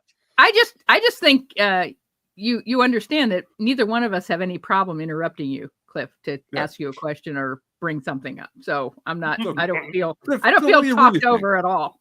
Cliff, what do you really think about X? I mean, come on. Open up to us. Elon Musk, tell us what you really think. Don't sugarcoat it. I just want to say we relate totally to what you were saying about moving to Cincinnati, because Driftglass lived in downtown Chicago. He lived right by the lake when we met. And I was raising 3 kids as a single mom in South Central Illinois, miles from a cornfield. And the conversation was just immediately decided because the children we could afford to raise 3 kids in Springfield rather than Chicago. It wasn't a question. Well, I'm one of the victims of the Great Recession. Yeah. And I got laid off in the teeth of the Great Recession. I haven't had a full-time job since. Right. So since 2008. I've had a lot of part-time gigs. Yep. But I moved to Springfield for economic reasons, and the woman I love was there, and 3 kids, and so on and so forth. But yeah, this is our life. This is actually what we talk about when we're not in front of a microphone. Right. And here's the thing: the reason right now that I haven't bought a new computer yet, even though I am going to, and I do have money to do it. I just like to look at the various potential, like 3 to 6 months down the road, costs coming, and that kind of thing. Sure. I have an older son who is going to college in 7 months. Right. And I am determined that, like me, like the benefit that my parents gave me, my children will not have debt. Right. So I'm not claiming, I'm not claiming poverty. I'm not claiming I don't have money, but I am claiming that I do have to choose between things sometimes. Sure. And I will pay for my son to not owe a nickel every day of the week and twice on Sundays before I buy anything new for myself. Right. And if that makes me a bad person, then I'm a bad person. Makes you a parent. It makes you a parent. That's it. I will gouge my eyes out, jump out a window. I will go stay in a hotel on the 5th floor in Moscow with a terrace and let Putin know I'm there. If that means my kids will be debt free and will have a great shot at life, because I chose to have kids, they didn't choose to be had. And I adore them. And I'm also not too much of a toxic masculinity guy to admit that on air. So you know what? Like, that's the thing. I'm putting my priorities where I'm putting my priorities. Yeah. Right. Hopefully we'll get this worked out. And I won't have to deal with the sound issues anymore. But that's also a reason why, sadly, I had to do what I did. We've talked about both of them, in this show. I had to stop co-hosting Bob's show because when you co-host, which you guys, I think, do one time. Days. We've done it one time so far, and Bob is, we are on the hook, I think, for once a month. But instead of an hour as a guest, you come 30. Bob is a stickler about sound, and I respect the hell out of it. Yep. You come 30 minutes early for the sound check. You do the hour and a quarter full show because you're no longer the guest, you're the actual host too. And then a half hour after that of the shadow docket for the people that are kind enough to do what my pal Sheldon Hughes just did. Sheldon Hells would be kind of cool. Thank you. You're a good dad, Cliff. Thank you. I appreciate it, my friend. And give me a super chat, which remember, you all can do. That makes buying the computer easier if you're having trouble with the sound. Same. And so it was a 2-hour and a half commitment on Tuesday. So it was half my day. And then going on for a full hour with Hal every Monday. Oh. I can't do, we're going to try every other Monday for an hour, just because I got to a point where with my 2-hour, these things, Substack, wanting to do shorter videos that I get out to people, editing. That's editing. That's hours of editing. No time. No time to, Friday was my only day not on air. Yeah. And, and so now, and Tuesday I started at 10:30 and maybe had a half hour then between today, right now, I had a half hour to 45 minutes between that and this. And now I'm on here for 2 hours. And so by the time I'm done, it's been 4.5 to 5 hours of broadcast. Yeah. Yep. Yeah. And I'm spent. I just can't, so I don't end up getting the day-to-day stuff done. So I just had to, so that's another reason why have I not gotten another computer, because my kid, we're traveling for his soccer games on weekends and we're doing stuff and whatever. And I haven't had time. So maybe now I hated making these decisions, but I had to, and I know folks here would be upset, but look, I even contemplated that the Wednesday live stream, I either would have to stop doing it or move it down to an hour. And I'll tell you guys, I'm not going to stop doing it, but I may have to move it down to an hour because I have to have the time in. If I'm going to produce a less quality product, like you're sitting here why was this like this with the light, whatever, because I have no time ahead. I get off Bob's show, I'm stuffing my face with food, preparing what I want to say to you, and I have no time to check on everything. Mhm. Right? Like I need the time to be able to go to a computer store, to be able to check on stuff, to be able to. I'll stop being that way because, again, the one thing I will say is 30% of kids in the city of Cincinnati will go to sleep hungry tonight, Right. and they have it a hell of a lot worse than I do. Yeah. So you know what I mean? You count I'm your not- blessings and you count your privileges, and Yep. you take a minute to say, I'm actually, in the great scheme of things, extremely lucky. I Hi, am. Francie. And we have a lot of wonderful people who support our efforts, yours Right. and ours. Thank you, And- Fancy, for this. And she's just so you know, I didn't mean to interrupt. I'm sorry. No. Hello, Blue Gal and Drift Class. Keep up the good work, Cliff. Sorry, go ahead. Hi, Thank you. Francie. Hello, Francie. Thank you. Yeah, and that's who we do this for. And speaking of your kids, you know, that's what we do this for. I mean, I'm not going to be Right. around in 30 years, 40 No. years, 50 years, but they But will be. somehow Clarence Thomas will be, because they'll find a way to keep that asshole alive till Yeah. they're Frozen. 150. They'll give him one of those Cheney hearts that'll keep Yeah. going Right. forever and ever. Right. But right. that's, I mean, the thing that we found to be true for us is we're talking this way at meetups. Right. Yep. And we had, I think it was Rick Perlstein, one of the people that we were chatting with at a I gotta defunct have him restaurant. on. I haven't talked to Rick in ages. Great. Oh, guy. he's a hoot, man. He's a hoot. And he's Chicago, so we were at the Heartland, I think. And he or somebody said, you should be on the radio. You two Yes. should be on the radio together. That's what they said. Together. And we thought, well, that's a good idea. But it didn't come from, we should have a show that does the thing and the thing and the thing. It Right. came from, this is what we're talking about anyway. When we're talking to each other in a large group, everyone seems to get very quiet and listens, True. which is weird because I'm not an extrovert and it's kind of uncomfortable. And so we thought, well, we'll do this. And the time commitment it takes, you know, Fran It's our life. is editing at Crooks and Liars every day up to her chin in hazmat every day.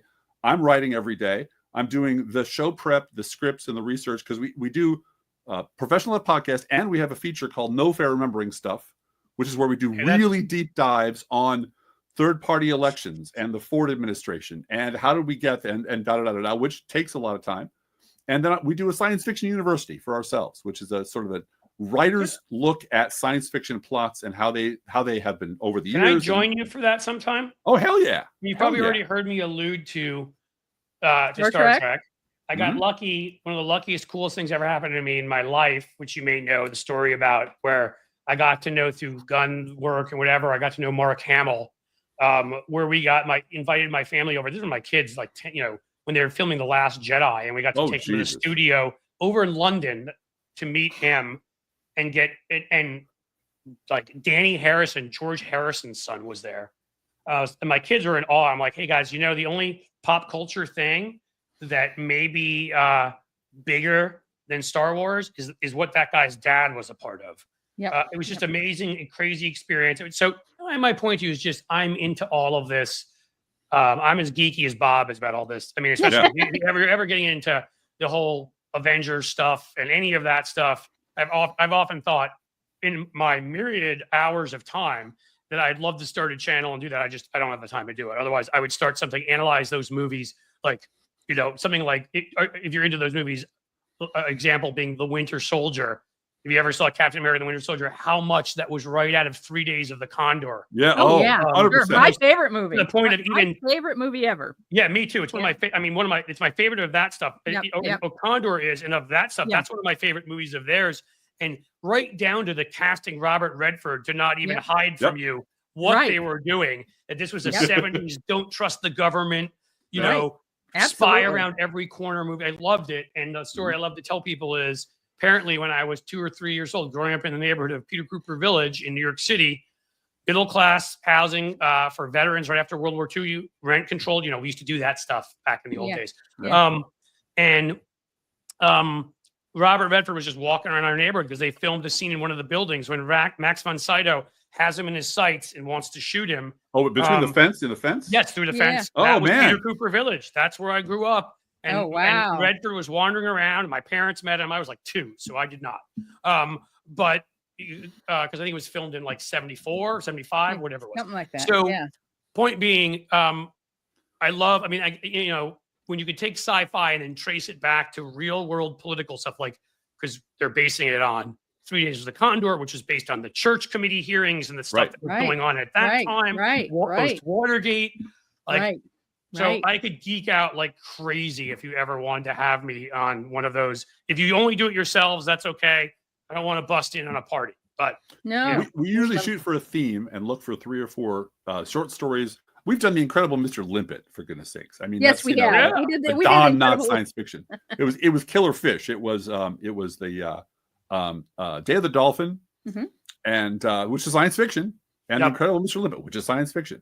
And but we're both writers, and we both have a writing background, and we break down plot, character, and why things work and why they don't. So, like, if you're very impressed, for example, not you personally, with Idiocracy, which is a very good movie, I would Yes. recommend from the 1950s a short story called The Marching Morons, which is I think I read Idiocracy. that. Yeah, I think I read that. but it's that kind of depth of knowledge that I have because I have no childhood and I spent it all reading garbage science fiction. That I can pull like stuff like that together with modern themes, and then my wife and I can talk about it. And we love having group conversations about it. Of course, they'll run about 9 hours because I was going to say, you guys are Well, going to again- have the dorm room floor. You and Seska and all 3 of you are just going to have a 9-hour dorm room conversation. I really think that some of the sets of whatever is again there. I've got something big going on right now with what I'm working on on my letter at Substack. And It's taking a lot of work, and I think that hopefully that will be solved. And I also have there's my mom has gotten a little more sick, and that's been tough, and some other stuff. I think we all suffered from the emotional impact of Trump, and I don't know that will get any better. But point being, so right now, I'm trying to lessen the load. Let's say, when I'm hoping a couple months down the road, and something like that about science fiction would be cathartic. It would You be know what I fun mean? in the Like- summertime to do something like that. Yeah, it really Have a would. party. It really would. By then, Have hopefully I'll a whole lot of sci-fi stuff. party. Yeah. Yep. Yeah. Something light like 1984 or Brave New World or Yeah, right. Let's Fahrenheit make sure to pick the 451. kind of stuff that has nothing to do with today. Yeah. Fahrenheit 451. Everything Ray nothing. Bradbury wrote, or yeah. Yes. You guys are awesome. I have one more rant that I probably should do here on Trump and bring it. the weak man he is on tariffs, so I can turn into a shorter video before I have to run out to the gym, because today I have to do that at 4:30. So then I can get home at 5:30. Then there's the diabetic cat who I have to take care of, who I love. And Oh, adore. we got one of those too. Oh, Yeah. yes. Bosco is our diabetic cat. Okay, Yeah. I want to talk to you offline because there are questions I'd love to ask and how you're doing certain things. Please. Seriously, and how we are, because, but we also, because we're crazy cat people and love them, we have 3 other cats too, because we had intended to have 3 of them, which already was crazy, and then they found a little guy on the street. He's actually in the thumbnail for this today. If you see a blonde cat is like lying upside down with his hand over his head, that was my joke about Trump's tariffs, that even the cat was like cringing at Donald Trump.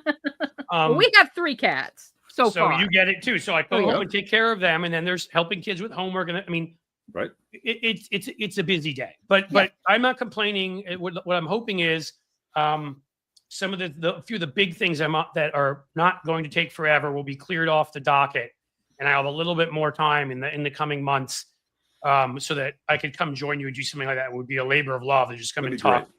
science fiction. I'm glad we got a chance to do this today. Yeah. I will. The live stream will be here. I'll share it. I'll tag you guys, let you know. Thank you. So hopefully you can too. And if you could share it in your blog, that would be awesome. We'll put it up and at then our Patreon too. Mhm. Yeah. Perfect. And then we'll wait about 2 weeks or so, because we always go for a second round, and I will cut this out, edit this out of the overall live stream. So it will just be the interview portion for you, and we'll put that up as a video. Thank you. Thank you. Thank you. That'd be great. So By the Yeah. way, because we're all too busy to be believed, my wife decided she would add one more podcast to her roster. So just FYI, my wife Fran now has a knitting podcast, which she does every Wednesday. Because wow. yeah, I don't understand people like us. For fun.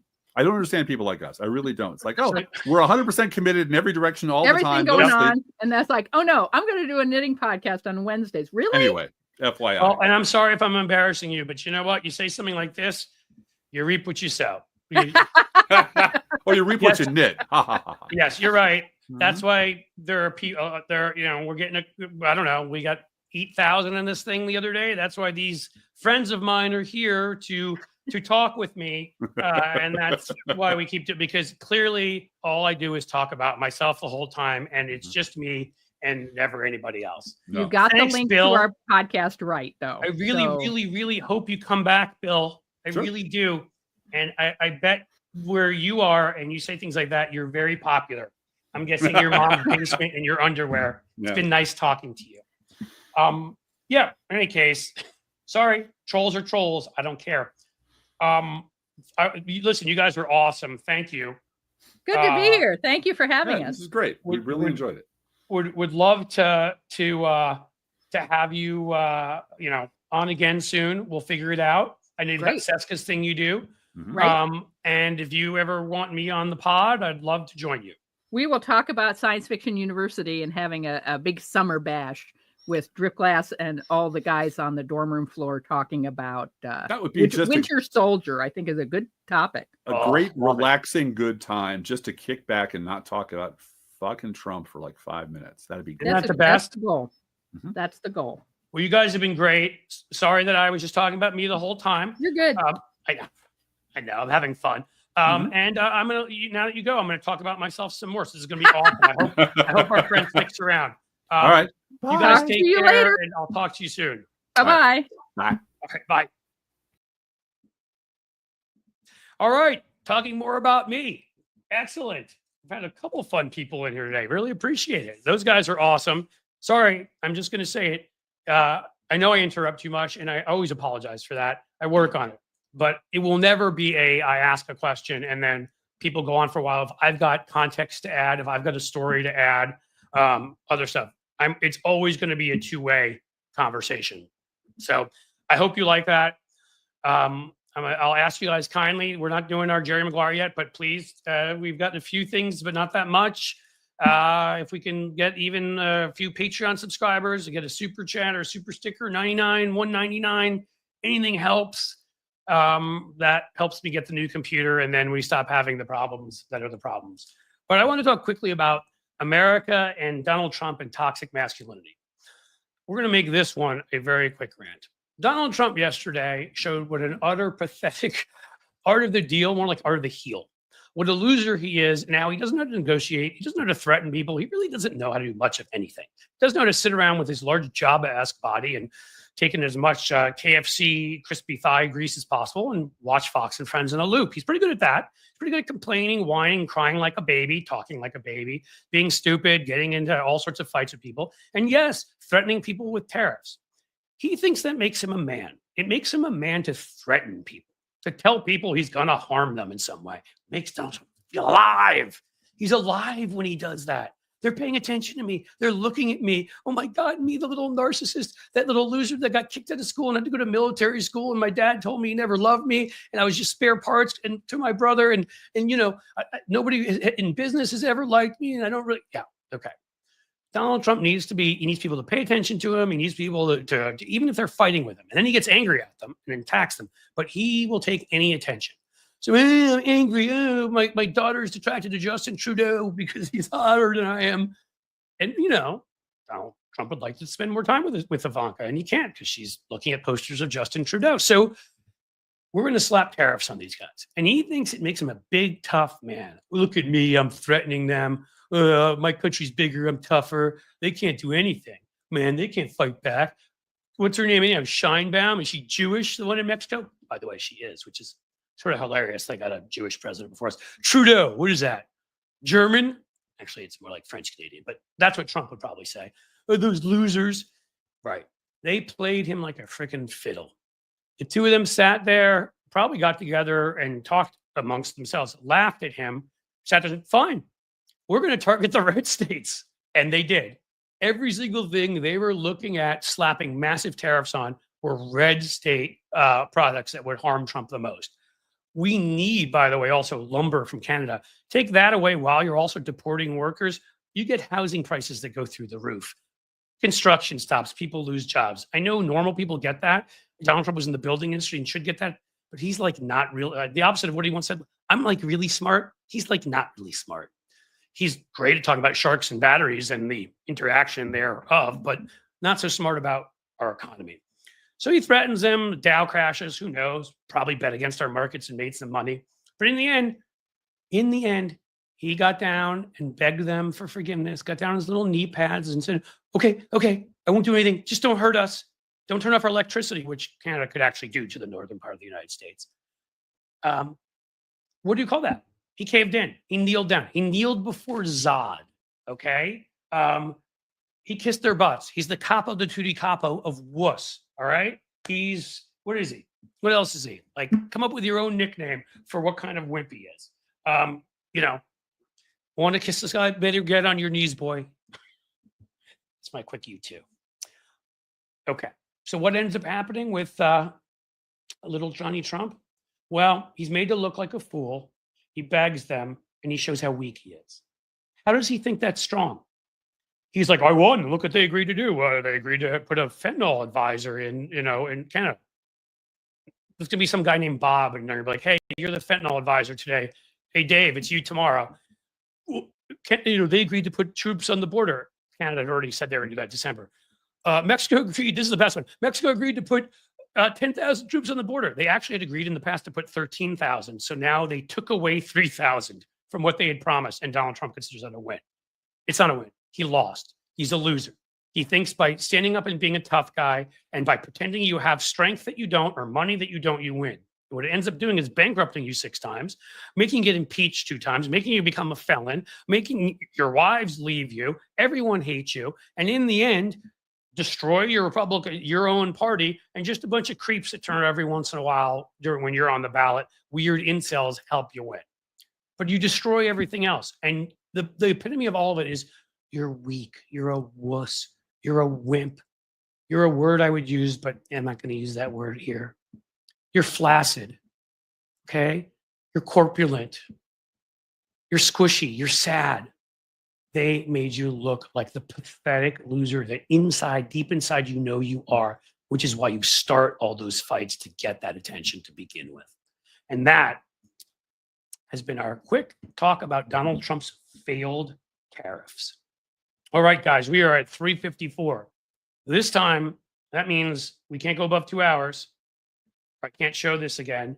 I can't show the without cutting some stuff out, the live stream again. Maybe I could just cut out the part at the beginning where I was like, with the lights. But you know what? I think we're gonna have to to end up calling it a day because I got all the stuff I got to do. I've enjoyed all of this, but who's coming with me, guys? Come on, please. Who's coming with me? Who's coming with me? I need someone. Who's coming with me? Who's coming? Is the goldfish coming with me? 99-cent super sticker. I could leave with that. I could leave with a Patreon. Lefty Gramps. Keep up the good work, Cliff. Great show. Thank you. We did have a couple of technical challenges and, whatever, but loved our guests. They're awesome people. And I'm glad you guys did too. Anyone else coming with me? One more. Patreon subscription, a 99-cent sticker, I don't know. What do you got? Is it just me, Lefty Gramps, and the goldfish living together? Is that all it is? Looks like it might be. Okay. You know me. I'm not going to sit here and keep pushing this whole thing. What I am going to do, though, is going to thank you for being here. And if you give me something on the way out, I will make sure to announce and say how great you are. So it's not too late till the end for one of you to come with me. But seriously, thank you. Awesome talking to Drift Glass and Blue Gal today. Awesome talking to you. What I'm going to try to do, because I will have time tomorrow, is to try to work out this whole microphone thing in terms of not having the shadow on me. In fact, I'm going to do it right now, probably when we get off this show. Thank you, Sheldon, for the $2. See, that's perfect. Cliff, great show. $2 super chat. You are perfect. I love you, Sheldon. Again, you are somewhere in the number 3 or number 4 slot with Mr. McAndrews and a couple other folks here who've been awesome and kind and have helped this show keep going. We'll back tomorrow. I told you I am contemplating whether I'm going to have to move the show down by a half hour to an hour. Right now, I'm not saying I'm going to do that yet. Karen Klein, 149 Super Sticker, thank you. Super Sticker, I'm losing the pronunciation. But yeah, I will absolutely be here tomorrow. The initial plan is, we'll see how long the show goes and what I can do. You will appreciate what I do. Diane, thank you. 199, I told you, always comes in at this point. But you will appreciate it because I've got something big going on. I think it's going to benefit our entire community. And that's really all I can say about it right now. Then I will be able to do much more stuff in the long run. And the long run is what matters because, hey, the children are our future, as Whitney Houston said. And I agree with that. So, guys, thanks for being here. Seriously, thanks for enjoying the show. Thanks for supporting me. And Jim, thanks for the moderating, other mods, and my friends, as the sun sets slowly in the west, I must bid you a fond farewell.